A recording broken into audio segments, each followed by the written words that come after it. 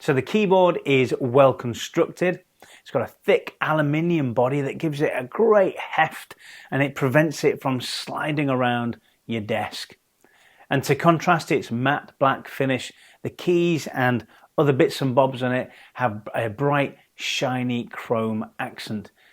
It's a beautiful piece of hardware, I think, that's as sturdy as it is eye-catching. The company that makes this, Qwerky Toys, has toy in their name. But I've got to say, not once have I considered this a toy, only viewing it as a professional device which encourages me to do more writing.